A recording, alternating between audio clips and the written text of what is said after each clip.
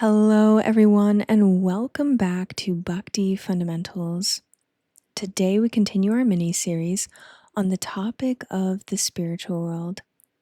In our last session, we looked at what spiritually qualifies us to reside in the spiritual world.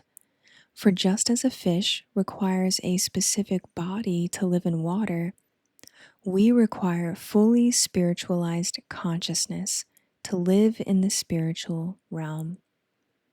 And that transformation of our consciousness from material to spiritual is made possible through the purifying practices of Bhakti Yoga. Today's episode will be shorter, but we'll be addressing something important. What do people tend to think the spiritual world is like? And how do those ideas compare with what's actually described in the scriptures, the Gauḍīya Vaiṣṇava or Bhakti canon, revealed by the Supreme Himself? Hence, we've titled this session, Will All My Favorite Things Be in the Spiritual World? Let's take a look. Will there be McDonald's in heaven? It's a silly enough sounding question, but it's one we've heard before, and it actually reveals a common misconception. Some people imagine that the spiritual world is just like this world, only better. More enjoyment, fewer problems, streets of gold, all our favorite people and loved ones, and perhaps unlimited food without health consequences. No stress, no work, no anxiety, no responsibilities. Unending peace and relaxation. Rest in peace, right? In other words, one common assumption is that heaven, or the spiritual world, is simply a place where all of our personal desires are fulfilled, just without the inconvenience of suffering or death.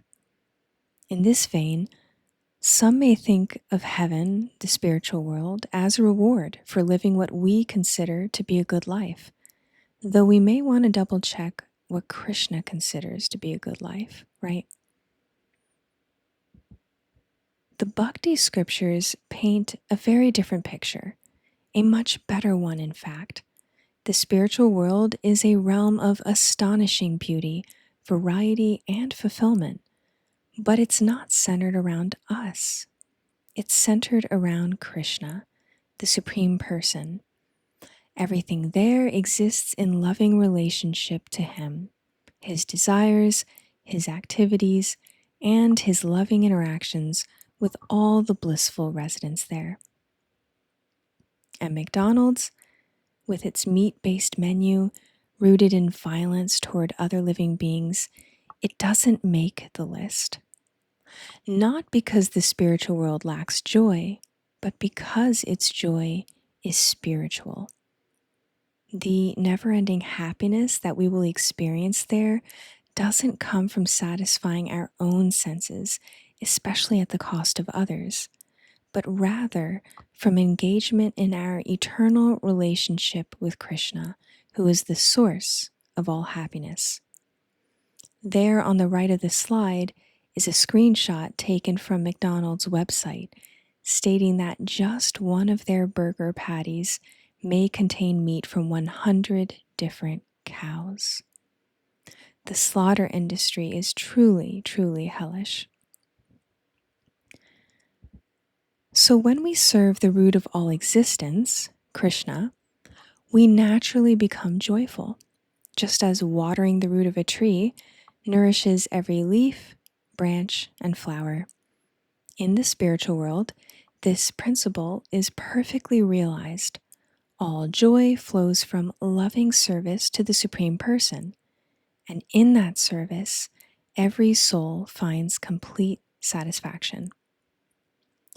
Thus, one idea is that the spiritual world involves better access to all kinds of never-ending enjoyment.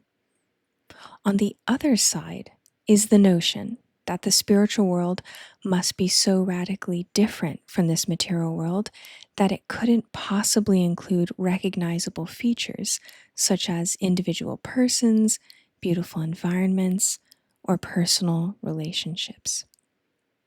People who give credence to this idea reason that because forms here in the material world are temporary and subject to suffering, then all forms must be inherently flawed, and therefore they mistakenly reason that the ultimate spiritual reality must be formless.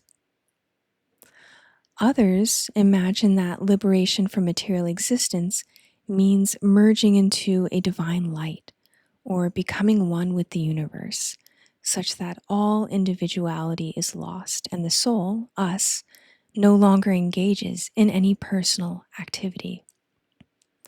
This misunderstanding arises from the tendency to equate material form with illusion. Because material forms are temporary, decaying, and full of limitations, people mistakenly conclude that all forms must be illusion. Similarly, since the material world has beautiful landscapes, mountains, rivers, forests, gardens, some people suppose that the spiritual world must be devoid of such beauty, thinking it too worldly to exist in a divine realm. But these ideas, which are speculative, do not hold up when we study what Krishna himself and his pure devotees reveal in the scriptures. As Krishna explains in chapter 15 of the Bhagavad Gita, this material world is a perverted reflection of the spiritual world. That means the spiritual world is the original reality, and this material world, though temporary and distorted, is patterned after it. Beauty, variety, personality, etc. These all have their origin in the spiritual realm. The difference is not the absence of these things in the spiritual world, but their perfection there. For example, in the spiritual world, the forms, the bodies are not temporary or subject to decay. They are fully spiritual, full of life, eternally youthful, and saturated with bliss and knowledge. Relationships there are not compromised by selfishness or ego. They are centered on pure love for Krishna. Activities such as cooking, dancing, singing, playing music, or decorating, which may seem ordinary in this material realm, are all present in the spiritual world. But there, these activities are carried out with unalloyed devotion to the Supreme and offered directly to Him. It is, of course, true that the spiritual world is profoundly different from the material world in key respects. There is no birth, death, old age, or disease there. Time manifests as the eternal present in the spiritual world, and the bliss is never-ending there. These characteristics are all very different from this material world. But remember, it is not true that the spiritual world bears no resemblance at all to this one. The resemblance is there because this material world is a reflection of that spiritual reality. And there is another significant similarity. Just as he does now, in his form as Paramatma, or Supersoul, Krishna in our hearts, Krishna personally reciprocates with the loving service of each and every one of his devotees in the spiritual realm. As he says in Bhagavad Gita, chapter 4, verse 11, Yayata mam prapadyante tamstataiva bhajamyaham.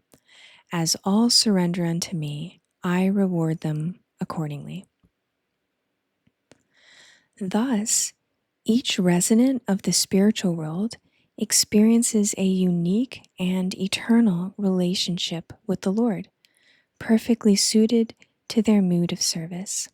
In fact, we each have an eternal relationship with the Supreme, and when we choose to revive and act upon that relationship through the variegated practices of Bhakti Yoga, then Krishna reciprocates with us.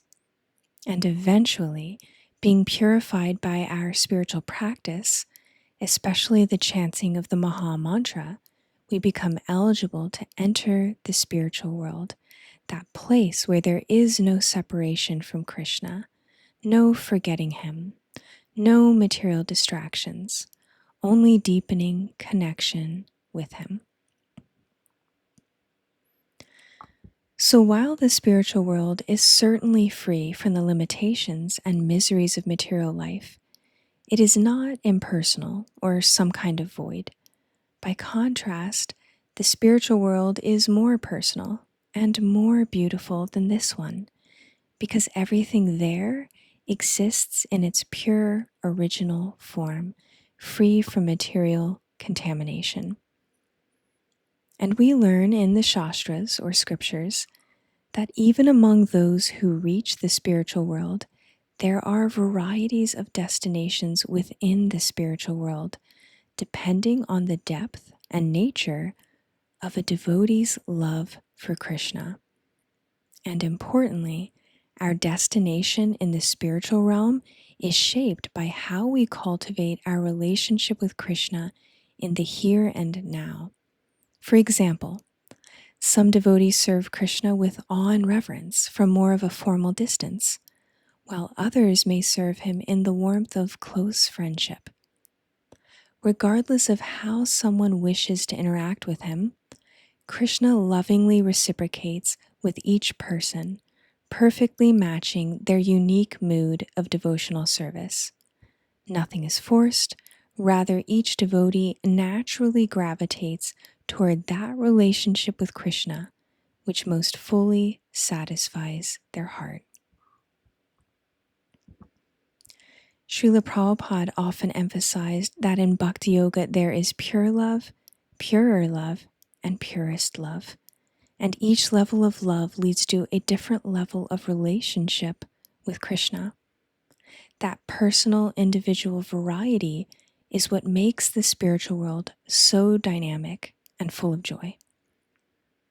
These spiritual truths are illustrated beautifully in the Bhakti scripture called Brihad Bhagavatamrita, written by Srila Sanatana Goswami. Now, Sanatana Goswami was one of the 6 Goswamis of Vrindavan, who in the 1500s helped to systematize and preserve the eternal teachings of Bhakti Yoga. In his extraordinary text, Sanatana Goswami traces the journey of a devotee as he travels through different levels of existence, the earthly realm, the heavenly planets, and ultimately different destinations within the spiritual realm. Along the way, we hear vivid descriptions of the various destinations within the spiritual world, as well as the variegated nature of the devotees' relationships with Krishna in those different locations, and the distinct and personal ways that Krishna reciprocates with each devotee's love.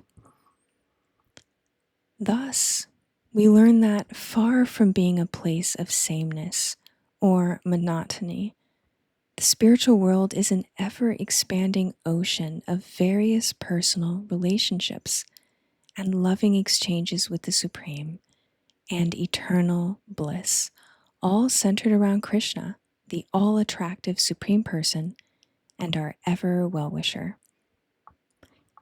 Interestingly, as we learn more about the spiritual world, we come to find that our common conceptions or misconceptions of heaven are not the same as the spiritual world presented in the scriptures. When we learn about the spiritual world, we can more readily perceive the differences. It's a bit like imagining a foreign country we've never visited. Based on stories, news, assumptions, etc., we form certain ideas about what it must be like. But when we finally travel there, we discover what the country is actually like. This brings us full circle. Earlier we mentioned that we've been asked the question, will there be McDonald's in heaven? But now we know that the real question isn't whether our favorite material comforts will exist for us in the spiritual world. For that world, and even this one, if we make it so, is about our relationship with Krishna, and everything there is centered on Him. Of course, in the spiritual world, we share many relationships with the other devotees there, but at the heart of every one of those relationships is Krishna. In the material world, our connections are often shaped by temporary desires or the shifting roles we play, whether in our families, careers, or social circles. But in the spiritual realm, everything revolves around the Supreme Person. When Krishna is the center, all of our relationships become purified and spiritually harmonized.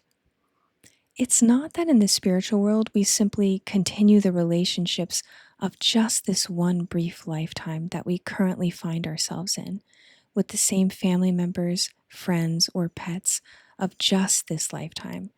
Rather, we engage in our eternal identity and eternal service in the company of countless other liberated souls, including hopefully our family members and friends from this lifetime if they cultivate spiritual life.